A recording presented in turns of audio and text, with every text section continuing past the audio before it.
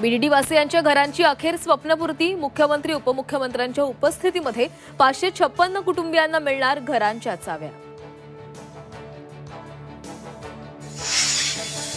मुंबईकरांसाठी नवीन marine drive सज्ज। Coastal road लगत 5.25 किलोमीटर लांबीच्या विहार क्षेत्राचं आज मुख्यमंत्र्यांच्या हस्ते लोकार्पण। महादेवीबाबत अद्याप पुनर्विचार याचिका नाही। सध्या याचिकेची घाई केली जाणार नसल्याची माहिती। याचिकेआधी उच्चस्तरीय समितीकडे दाद मागणार।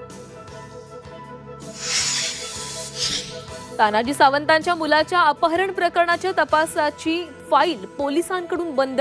अपहरण प्रकरण गैरसमज असल्याचं म्हणत तपास बंद।